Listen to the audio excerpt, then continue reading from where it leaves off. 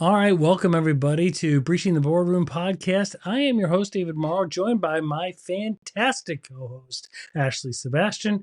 Today we sit down with someone who knows what it really feels like to build something from scratch, overcoming the challenges of entrepreneurship and leadership, like financial risk, lawsuits, and more, and the wins that one has when they have the grit to stick through it all. Kaelyn Query Caldwell has produced major events, taught MBA students, started businesses, and most importantly, stayed brutally honest about the failures along the way. She lived through big rebounds and documents all of this reality in her new book, So Worth It. This conversation isn't about theory, it's about what happens when things go wrong and how you dig deep inside to find grit to succeed. Kaelin, welcome to the studio. I'm happy to do that in any Zoom meeting or Teams meeting that you have. I'll just come in and plug you. Yeah, absolutely. That's the one skill I have. So that's great. They tee up the book and it always sounds so much better than in my head when it's like, this was a traumatic, horrendous part of my life. And you will always make it sound so great and glittery and sparkly. And it's wonderful. Well, let's start there. I mean, first here, let's tell us what you do now, because you have like 3, 4, 5 different roles in your life. Like, what are you currently doing? And then let's back into the arc of how you got here. Yeah. So currently I have 75 jobs, one of which is the director of the Center for Entrepreneurship at Transylvania University. So I started as an adjunct here in 23 and then came on kind of in a consulting role in 24 to relaunch the Entrepreneurship Center, which we opened in May of 25. And then I came on as the full director in July of 25. So I teach classes here, entrepreneurship, international business, and then run the center, which involves programming, events, networking, things like that. And then just try to be a connector. So coaching students, mentoring them, in addition to faculty, staff, and alumni who want to launch a business, or they have launched a business and they need help growing it, or they need help with marketing, web, things like that, and anything they need. Really wrong, and you are so sick. And then I own a couple of companies in the event space. Kentucky Event Company, which is a corporate event planning firm. My Wedding Planner, which focuses on weddings and wedding-related events. And then Lex Effect Venues, which owns and operates venues that people rent for their events. So we don't do the planning at that venue. Or at that company, we just own the space. They lease it out. And then I have a podcast, Big Idea, Small Business, and then try to find other things in my free time, which I don't have a lot of.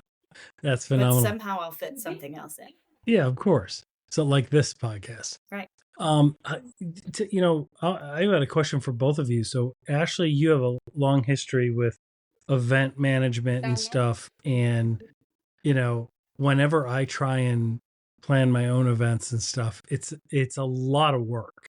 And it's a nightmare. Okay, can I ask you both what drove you into doing that? Is it just a desire to be organized and put out the big event? I mean, Kaelin, you're doing weddings and those events. What's the lure there? To me, I just want to show up.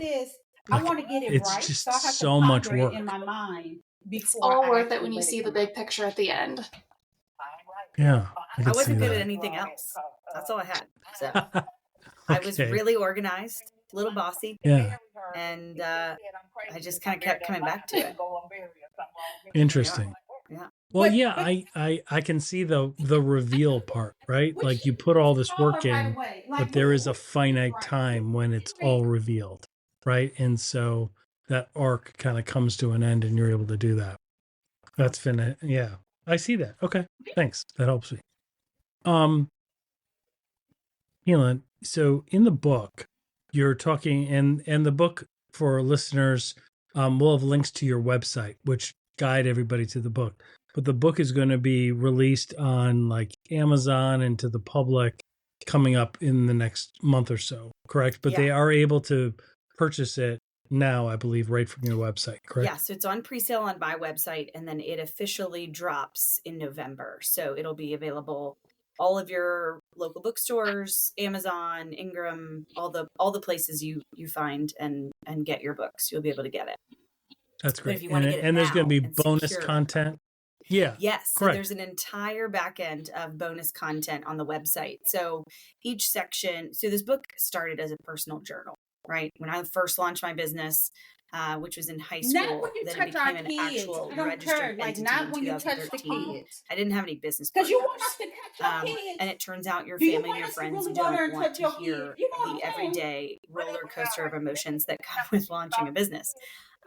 So very quickly I was like, oh, I need somewhere to like let this all out. So I started kind of writing it down in a personal journal that was never supposed to see the light of day. I mean, some very raw, very Okay, now Brenda, tell aggressive, sometimes lots of cuss words, journal, venting, right, about cash flow problems and getting capital and employees and clients and eventual investors and things of that nature. So it was never supposed to be read by anyone else. But there were kind of some general themes, and long story short, it became a book. So each section, I kind of live my life as a do as I say, not as I've done model. I'm happy to talk about all the things that I've done wrong, why I decided to do it that way, and how terrible of an idea it was. So the book talks a lot about that, right? And then it features people who have done that thing really well. So you scan a QR code, and on the back end of the website is quite a bit of added content, worksheets and prompts and community forums and additional panel discussions. You can only say so much in a book and in a text, and it's formatted like a guidebook, right? Wide margins and lots of blank pages to kind of take notes and work through an actual business model. But sometimes you need more. So there's a lot of that on the back end of the website. That's phenomenal. People explore. Yeah. Oh, absolutely. So in it, you're pretty. I mean, I've got a lot of people that we've had on that have books, and a lot of times they really only talk about their successes and how they made it. And there was this challenging negotiation, but I landed it, right? Like, and there's insight there. It's good. I'm not dismissing the successes, Sure. but I always find it very refreshing to see people being real and being like, I started a business and it failed. I started this and I got sued. I started this and, all these financial issues. So you talk about potential bankruptcies, lawsuits, like some really challenging things that could scare some people away, but knowing how to do it. What drove you to share those, and what can you share with us today about that? So not potential bankruptcy, actual bankruptcy, actual business bankruptcy. I talk about selling companies. I talk about concepts that went really well, concepts that didn't go well.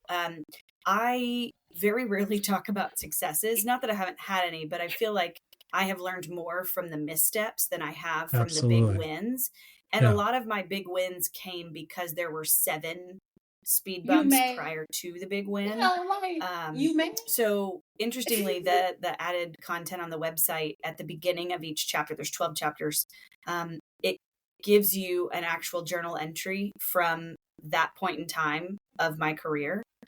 So 2013, how I was feeling. I launched the business. We've got this cool name. In my head, it was cool. It wasn't really cool in real life. It's somebody that's, and here's why I picked it. Here's our logo. And this is great. And I'm gonna, do big things. And then fast forward a couple of years, and it's like I hate everything and everyone, and I hate my life. And why did I do this? And then the next year, it's like this is great. We're back on top, and we figured it out. And it really shows this roller coaster of emotions. And telling their business. I detail lawsuits. I detail bad breakups with business partners. I detail bankruptcy, COVID,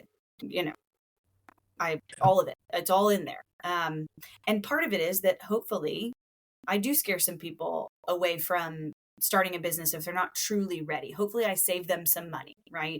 In launching a business to only get 1 year in and realize that you are more risk adverse than you thought, or you don't actually have a product or a service that is viable for a full-blown business or whatever.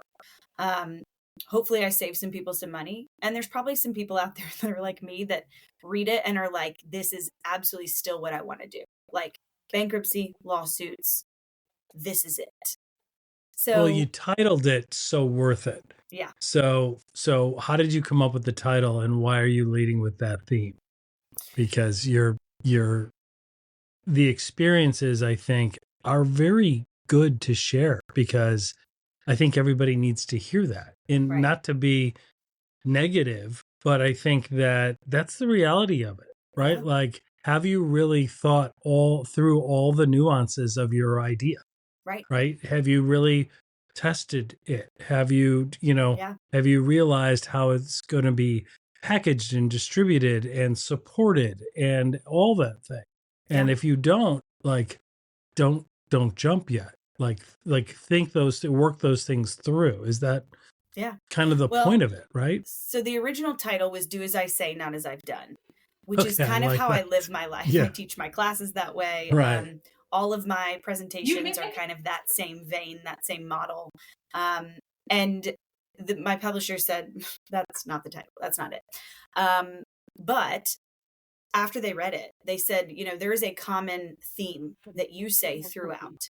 And it's two things. One is, but I didn't die, right? Like I thought bankruptcy was the end. And prior to that, I thought being sued was the end. Yeah, and it's not at all. They're not great things, right? Right. I'm not encouraging anyone to actively pursue a bankruptcy on purpose. But it wasn't as scary as I thought it was going to be. And I didn't die, right? So there's this common theme of, but I didn't die. And it was so worth it. And interestingly, what I think might surprise a lot of people is that while I would never want to go through a business bankruptcy again, and I do not encourage it, it was a pretty pivotal moment in my life. And probably the only reason that my businesses survived during COVID. It was a hard stop in 2019. It forced us literally to reinvent, to start over. And it gave me a chance, because I had no other option, to start over in a fresh way with all the mistakes I had made and all the things I learned and rebuild. And because of that, I was rock solid come March of 2020.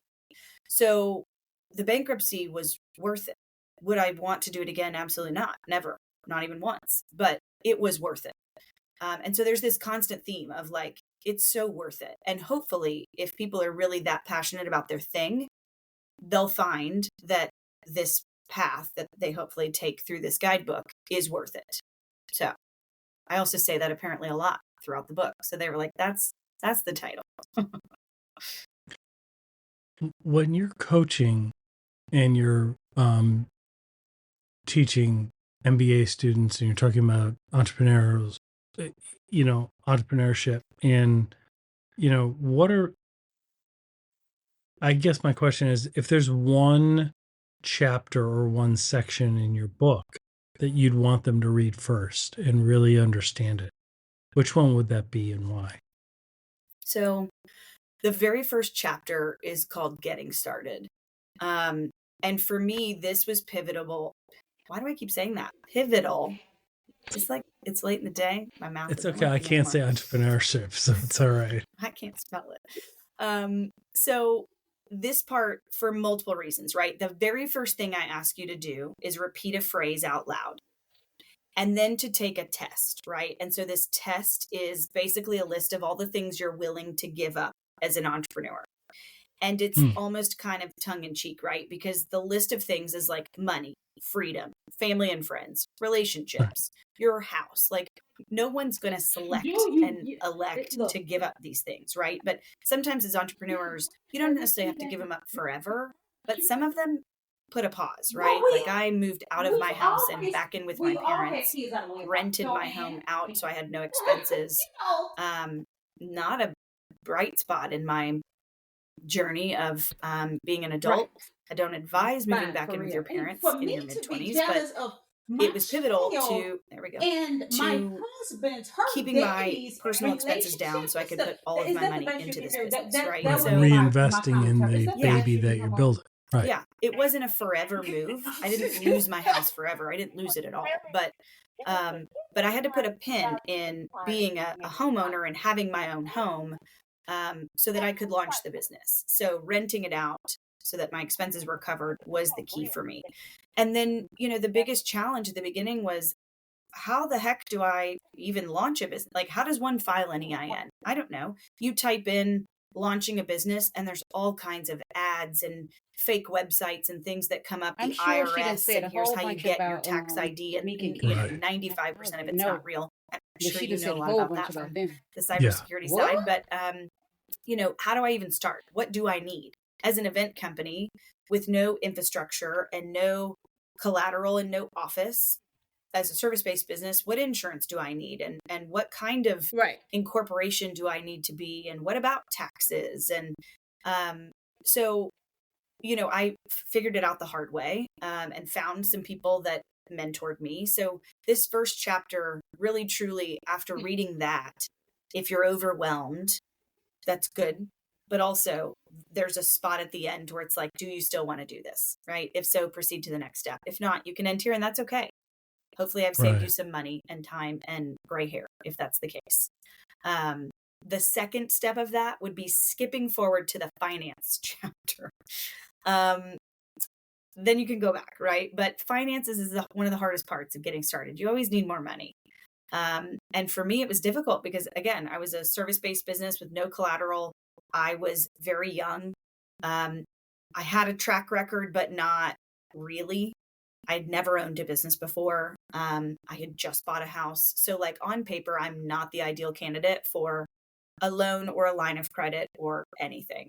From like a traditional bank, right? Yeah. And so then do you look for equity investors, right? Do you look for series investors, venture capital, stuff like that? Yeah, which is the route I went, which is a whole nother layer of, chaos and hassle. And now you've got a board of people that you report to, but I didn't have any other option. We wanted to scale, and banks were, they were like, please leave, don't come back. So, you only have so many choices, but, so I think that would be the second step. If you get through chapter 1, you're still feeling good about it, then go to the money part and then see how you feel. Then you can go back to the front. What were some of your, Ashley, do you have, did you want to touch on anything rather than me dominating the questions? I didn't mean to be doing that. Go for it, David. Okay. Well, the finance part, like, I think that's the big challenge. Like, did you how foreign was it to you to be like talking to venture capitalists or talking to private equity people? As foreign as speaking Mandarin is, which I don't speak. Were these like Silicon Valley kids who? Okay. No, it was a mix of people. So my family has several businesses out west. So I started with my uncle, and he really was integral in getting me started. Set up a bunch of people out west, his friends, big time CEOs and owners and entrepreneurs and marketing people and creatives. And they're the ones that really helped me kind of figure out what my business concept was. The branding, the name, first of all, the business plan. They really all, it was great. I went to his house in Colorado for one weekend, and they all just came over and we drank wine and kind of brainstormed. And it was wonderful. And so that kind of set the tone. And then once we got to the point where we needed to grow, I connected with an attorney locally to help kind of write that offer. And fun fact, there are different kinds of attorneys, like there are different kinds of doctors. You don't want your cardiologist repairing your ACL tear, just like you don't want a real estate attorney drafting your operating agreement. Mm-hmm. I did not know that. Oh, okay. Did you select the wrong? Yeah. Mm-hmm. Yep.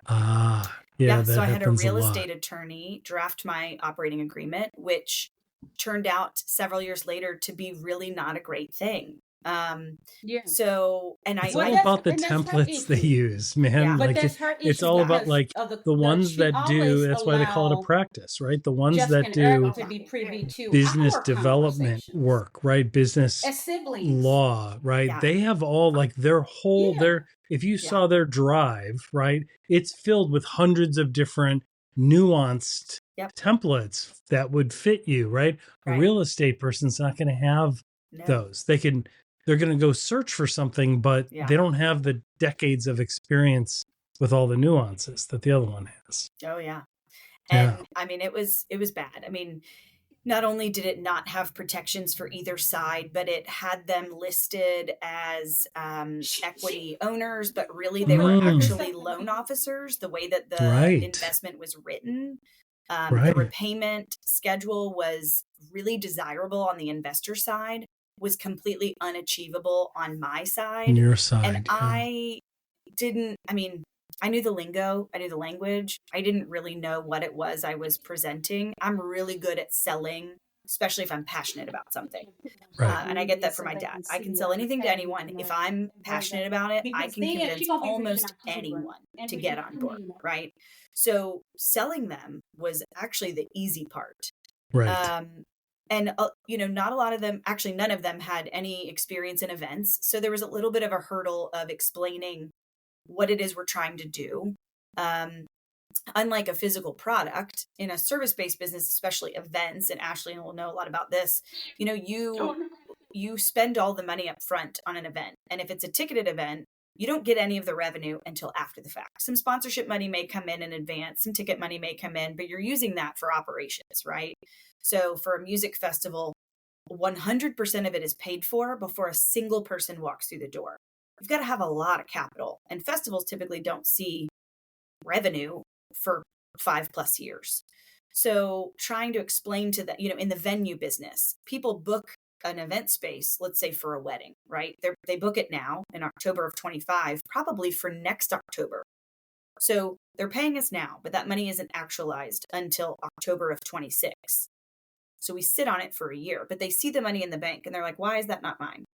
Why can't I have that? And it's like, because technically it's not ours yet. We don't get it until the event happens. So, that's hard to explain. It's not like we're selling a pen and then for every pen I sell, the money is immediately in the account. So there was a little bit of song and dance. It's like there. an escrow, essentially. Yeah, exactly. Right? Yeah. So that part the real estate attorney understood, but the rest not so much. So it just wasn't an ideal situation. And now I've got, 12 people who don't understand my industry, who are demanding literally an immediate repayment. Their repayment started in year 2, and they were going to be completely repaid by year 4. And then we're going to have a 2% equity interest from year 5 and on. So really they were loan officers first, but that's not how it was worded. So it was a mess, right? And then they kind of not all of them, but most of them started treating me like I was their personal assistant. Like I had one guy that would call me constantly with the next big idea, some new company he wanted me to start doing.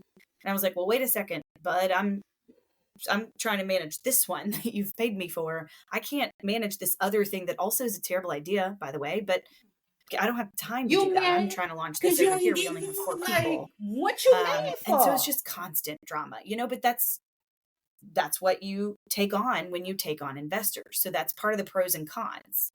I didn't have as strict of repayment, right? So if we didn't have the money, we went back to the investors and said, we don't have it this year. And it is what it is, right? A bank, not so much. A bank's going to say, okay, we're going to start taking your property. You can't pay, we're taking your stuff. So that's the trade-off with equity investors. But comes with there's another shoe that drops on that side. So it was a very, very hard lesson learned, but a big lesson. Between that and another partnership with another company, it'll be a long time before I ever have partners again. And I know there's a lot of people that do it and they do it very well.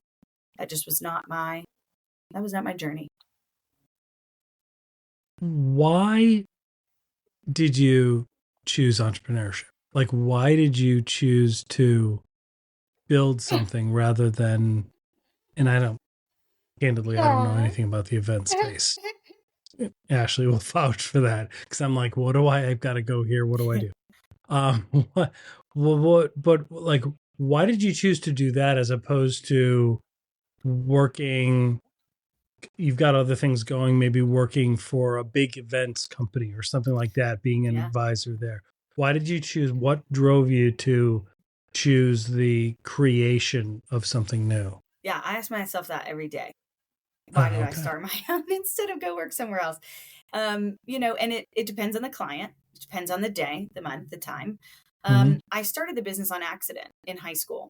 I had an internship. I wanted to be an interior designer, and I went, and long story short, we both mutually agreed that that was not my path. And I didn't go back. So they moved me to a catering company here in Lexington, and I really liked it. And I started working for them part-time after school, and I went back for 2 more rotations and started doing events on the side of that. I probably did 10 events a year. I'd hire my coworkers to help me, and I made literally $0. I had not figured out how to charge for my time. So I would just give them the receipts for the ingredients that I had purchased. I'd make all the food at the time. And I didn't understand upcharging and charging for your time and all that. So I made $0 for the first few years.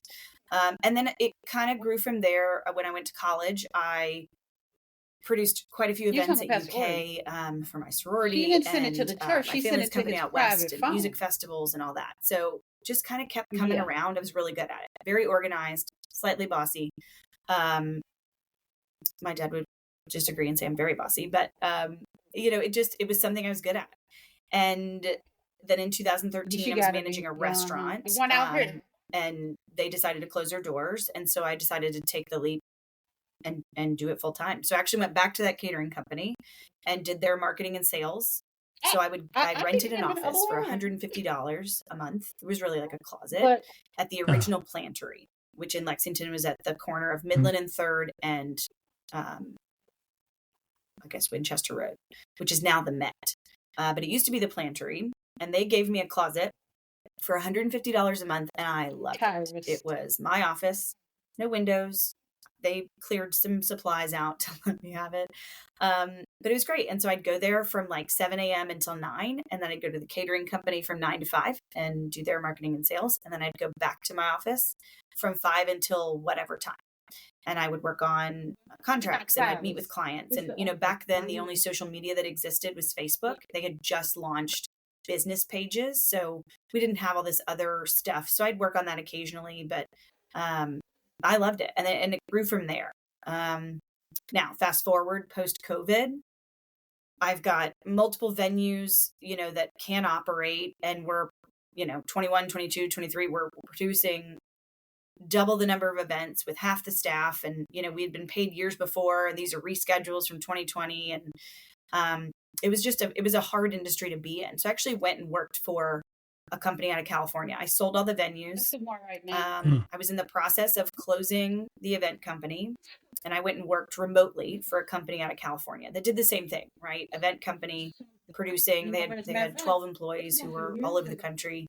And I was ready to no longer be in charge of payroll and taxes and HR and employee drama. I just wanted to produce events and clock in and clock out, right? And then they ran out of money. So 5 months into my employment there, they ran out of money. They should have read your book. Yeah. Right? I mean, that's the whole point. Right. Yeah. So we were all indefinitely furloughed. And then I found myself reinventing again. So it's like, well, I guess I'm back to being self-employed because I don't have a choice. Unfortunately, I did not qualify for unemployment benefits because when you are the business owner, you don't pay into unemployment. So I was eligible based on the amount of time I had been there with them. I was eligible for $50 a month in unemployment, which can do nothing. That won't go far in Lexington. No. So I immediately was thrust back into business ownership, and I was like, you know what? Fine. I learned a lot. I will say the 5 months was so worth it. I learned a lot while I was there. About a different way to kind of set up some of the processes I already had in place, but tweaking it in a new way. And it was interesting working for an all remote company with people all over the country.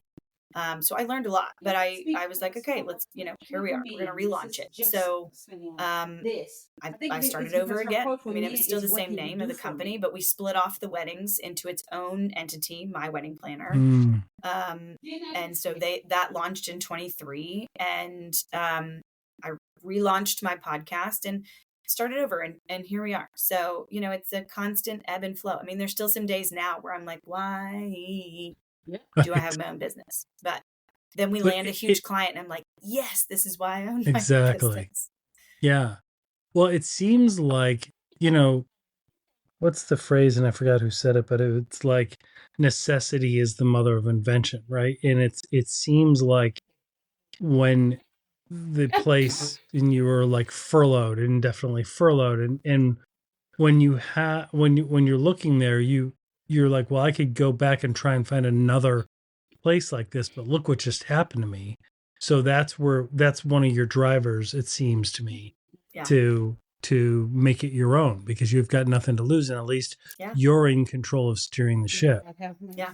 And I think that was what you just said was exactly when we were furloughed. It was like, wait a second, I'm dependent on someone else, right, for my well-being and my income. They do. And on the business ownership side, if I want a raise, I go book another event. Right. If I want, some time off, then I don't take the event. I get to kind of determine that. Now, my schedule revolves around my clients and their events, right? When they book us for something, we're available. So it may be a tailgate Saturday. It may be a Kaelin weekend. And instead we're at an event. But now we're to the point where we don't have to take everything that comes our way. We can make sure it's a good fit and make sure that it's worth it. And then, we can go from there. So we do have a lot of freedom in that way. But that was the biggest wake up call for me, was like, I don't want to be solely reliant on someone else's ability to self-manage and do for my income. I wasn't on the sales side. I tried to bring them some of my clients. And, at that point it was too late, that we were already too far gone. But, what type of mentorship? You mentioned your parents had some businesses as well that they had started.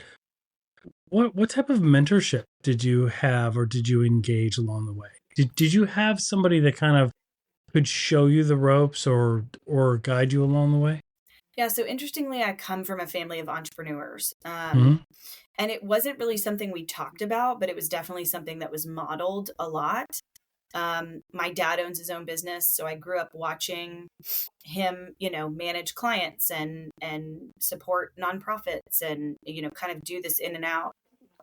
We spent a lot of time with his clients. He had a lot of older folks that he's a financial advisor. So he had a lot of older folks, and we'd go to their house for Easter or for a random Sunday lunch after church, or because I'm looking at my text, and I look back at it fondly, and I appreciate it a lot more now as someone who I thought she was asleep. She was in so much pain that she was. But my uncle, owns a huge restaurant group out west, and I would go out there as a kid and work in all the concepts, and I'd be a host one day at this restaurant, and then I'd be in the kitchen the next day at another restaurant. And so the hospitality space or the event space was very familiar to you. But interestingly, I never thought it would be my career. And just it was always something I was interested in and passionate about and had access to, but never thought that was going to be what I did forever. But then I just kept coming back to it.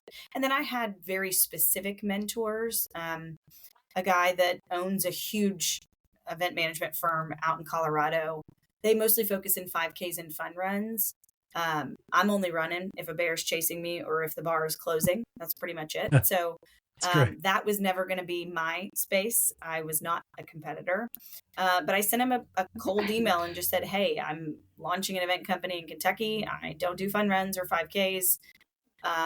I'm not a competitor, but I would love to pick your brain. So he actually replied and said yes. And we, for about a year, talked back and forth. And I went out there, one of my trips to Colorado, we sat in this dive bar in Davisville, Colorado, for a couple of hours. And he just spilled his guts on all the things he would do differently if he could go back. And it was really cool. So there were some specific actual true mentors. Psychologist. A lot of it was learning the hard way.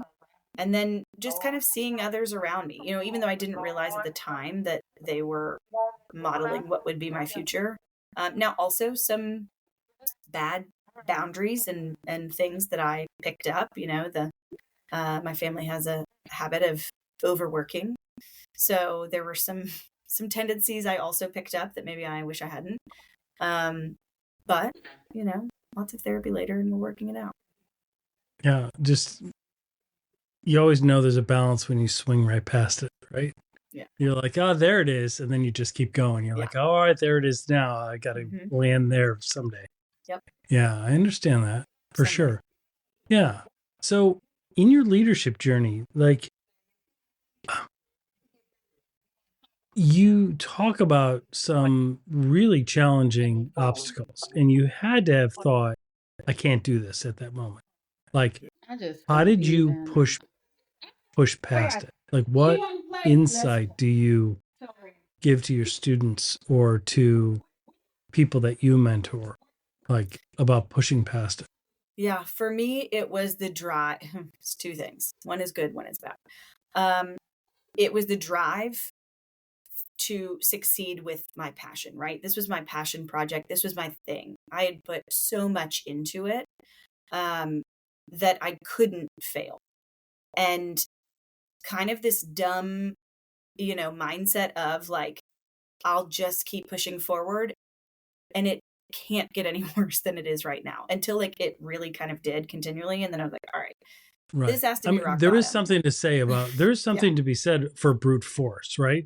Like, just like if you're committed, because I've done that, and you're just like, you're committed, and yes, it sucks right now, I'm still with it. Yeah. Because I've like, this is the thing. Yeah. And you just keep doing it. And then usually it works out somehow. Right. And you're like, see, the grit really works, or it blows up. Right. Right. It's going to be one of the two. Yeah. And sometimes it's both at the same time, But the other piece of it was this is terrible, but the more someone tells me no, the more I'm like, oh, I'm absolutely gonna do this thing. So when I first tried to start the business and these bankers kept telling me, no, this won't work. You're young, you don't have any collateral, this can't be a viable business. It's like, okay, but I'm absolutely gonna do it, just on principle, to prove you wrong. So, but then there's this, to the, blowing up piece. In 2017, we had a music festival that we knew was not going to do well, right? We knew we were going to lose money. We had a 5-year plan. I had taken on 2 business partners. And this is very detailed in the book. So if you'd like to see the real long version of this, I invite you. But long story short, they withdrew the money and we were immediately insolvent. So all these vendors that we owed money to, that we had the money to pay them, immediately insolvent, right? So fast forward, since that business was insolvent, one of the organizations decided to sue another company I had, since I was a partner in both. Right. Which is what resulted in the eventual lawsuit. So the attorney I had at the time said, you should file bankruptcy. This is not worth the fight. These 2 guys have a lot of money. They've done this before to other people. You need a real economy. You're not going to come out on top. Like, right? Go to work. You're going to spend tons of money and lots of time fighting it, and you're probably still going to lose. Because they have the money to extend it forever, right? In lawsuits, whoever has the most money wins, unfortunately. So I said, okay, I'll find somebody else. So I went and found another attorney. She said the same thing. You should file a lawsuit. She was a little nicer, she said you should file bankruptcy. She was nicer about it. So I was like, I'll stick with you. But what she said was, here's some things we can try, but it will get to a certain point where I'm going to have to tell you that bankruptcy is the only option. And if we get there, I really need you to hear me and to listen. That's good advice. Yeah. That's actually very real advice, right? Absolutely. Like, I'm willing to fight because we could win if a couple things go our way, but up to a certain point. Then it's, that's it. So then fast forward, advice. That's 2017. Fast forward to 2019. We're still in the middle of this lawsuit. I spend every waking moment working events to cover payroll and legal fees. Yeah. And this was a cross-country lawsuit. They were suing me in court in California. So state. I eventually filed bankruptcy. And I should have just listened to 2017. It's fine. But so, it eventually exploded. So July 1st, 10 a.m.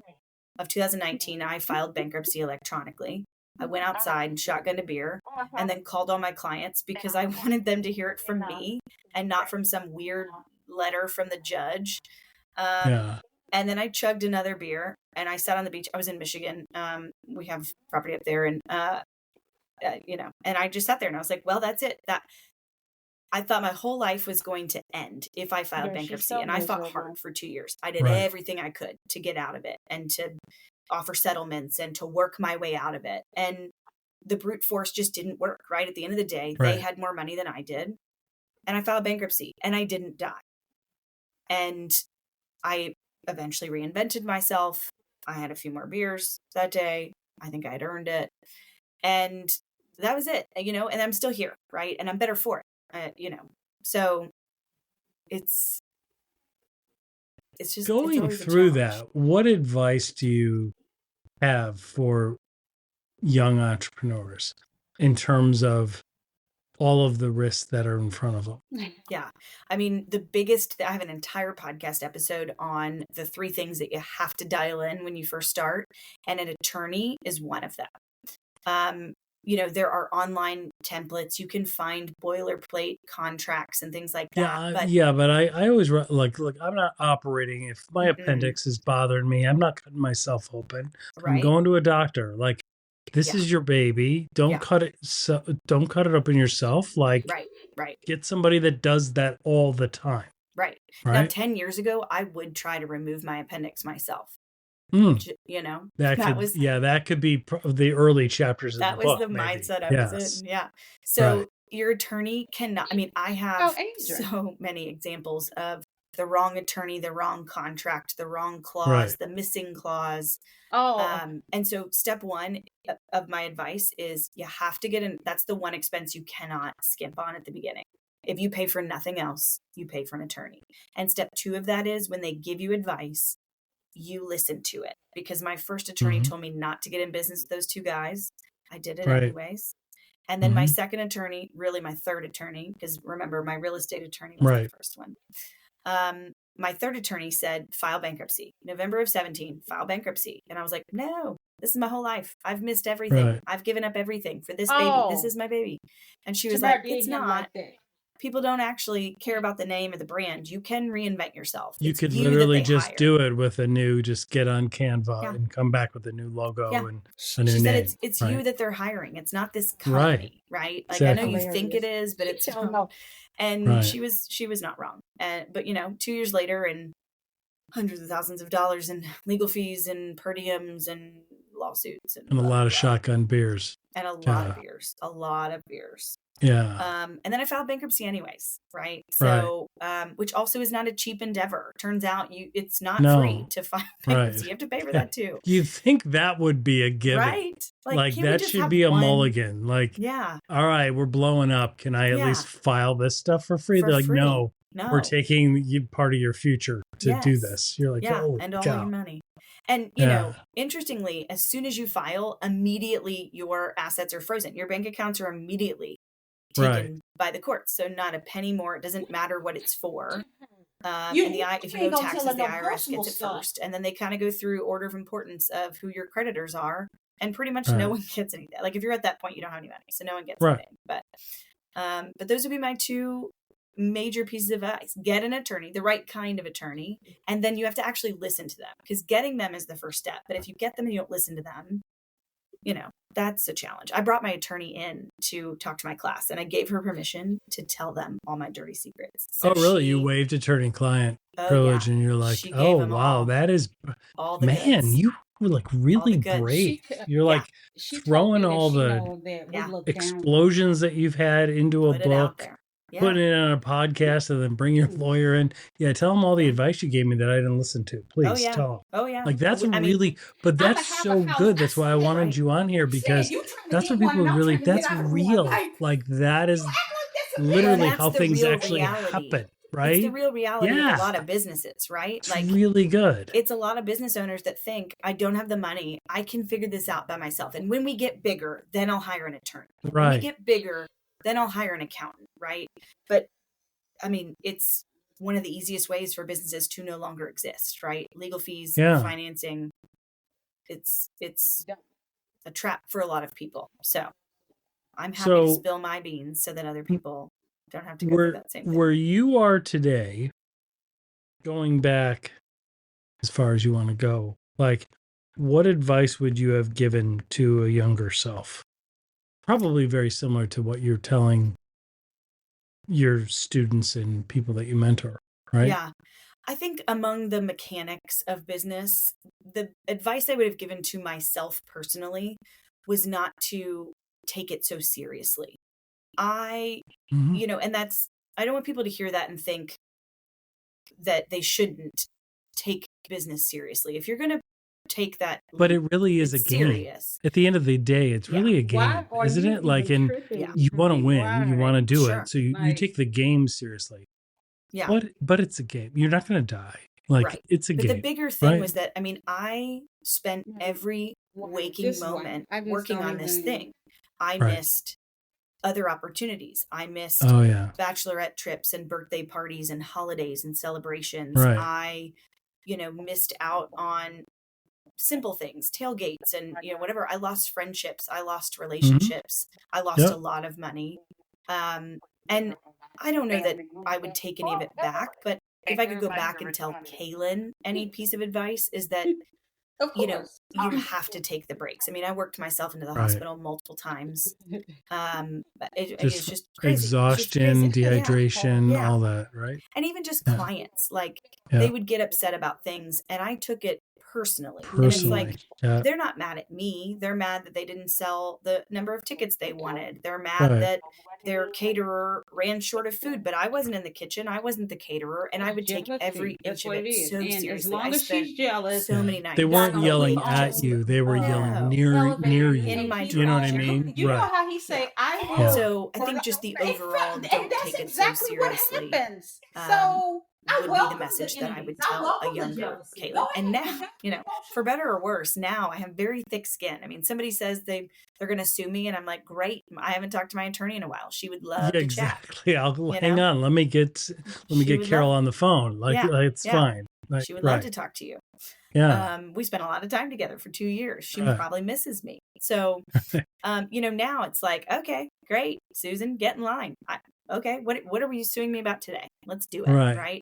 COVID probably saved me from a lot of anxiety during COVID, right? Because you missed a lot of that. You missed a lot of that, right? Yeah. So that's good. They threatened me with a lawsuit for not giving them a refund, and I wasn't as scared of it, the threat of a lawsuit, as I would have been had 2017 to 2019 not happened, right? So I didn't spend wakeless nights. I slept really well during COVID, surprisingly. Now I had you probably had two COVID. businesses that didn't. I had two businesses that weren't operating. With all the shotgun beers, I mean, you're going to sleep okay. Great, yeah. But, and to remind everybody, like, it's not just a book of failures. Like, you've actually come through this and developed something that has reached a steady state. You have return business. The whole point of this is to be transparent about this is the reality of business. Everybody, it's like, you see these things on LinkedIn too. It's like it's like an iceberg, right? Yeah. Above the waterline, everybody just sees the success. What they don't see is everything below the water, all the things that you had to do to get there. Yeah. And that's what this book is really about. Yeah. And now, I have several very successful companies. I make a very good living doing this. I have freedom to travel around the world, to be here at Transy. If I wasn't in a good spot with my company, I could not do this here. I've got a great team. So it, that is the success. I don't talk about it as much as I talk about the failures, but if it weren't for those that's failures, like the sarcasm in you. Yeah, exactly. The sarcasm in you is like, I want to talk about the bad stuff because it's funny. Because now you're more comfortable in it. And so you can actually share that.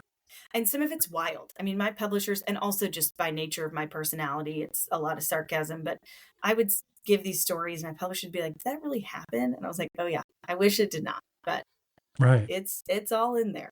So that's fantastic. We'll see what happens 25 and on. The book only goes to, I think, 23. So we'll see.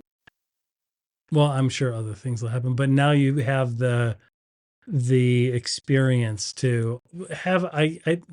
It's not that it's not going to still cause anxiety or cause issues, but it's more just you have a 30,000-foot view now. You have more context. You have more perspective. Yeah. So it doesn't really bother you as much. No. Yeah. I built that ladder one rung at a time. So. Right.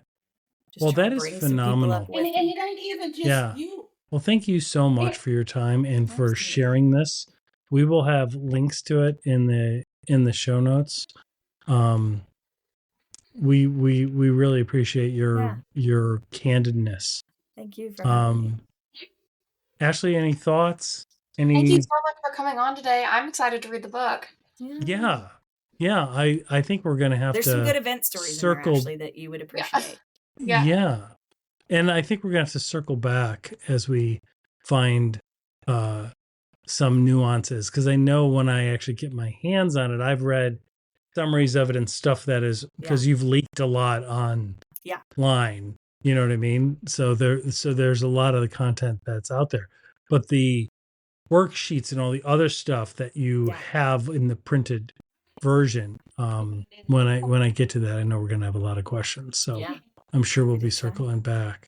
Absolutely. So what is on the horizon for you as we wrap up? Kind of like, what is what classes are you taking, or are you the director of other professors? What's that? Yeah, so I'm like? just over the center. Okay. So teaching international business. And intro to entrepreneurship. And we are launching an entrepreneurship major and minor here. So we're working on the content and the syllabus and all that for that program. So I will likely teach the senior 2 level class of that and still the intro class. But so that if students want to take entrepreneurship as a major, they can. But if students, with the center, I really try to focus on other majors and other tracks, not just business. If you want to open, we have a really great pre-law and pre-med program here at Transy. So if you want to own your own practice one day, you still need the business components of that. And so I want them to leave here with that information. We have a great art and music program. A lot of schools don't offer that. A lot of schools don't offer that. So that's what I'm trying to do here. And, some of it's the basics, right? The metrics, it's legal, it's accounting, it's the basics, the marketing, the branding. But then there's also the next steps of that, like actually writing business plans, actually pitching to real investors. So we're trying to, and we're doing, I've signed myself up for a very robust schedule of programming this year. Several people have told me I'm crazy, but I think we all know that is true. So, here we are, and we have a book going to prove really well. Right. Yeah, exactly. Yes, exactly. So, I think this is our first school year because we didn't open the center until May. So our first school year being open, the students are really excited and the community is really coming around and supporting it. Transy grads are wonderful. They're very happy to jump in and mentor and be here for networking and do these things. So they've been wonderful to work with. So I'm excited to see, what all grows from this program. That's fantastic. Well, we wish you nothing but the best, and we're excited about the about the book coming out. Thank you. Thank you so much for your time today. Yeah. And people grab a copy of the book. It'll be linked in the show notes, and we wish you nothing but the best. We're excited to hear more. So thanks, everybody. Yeah.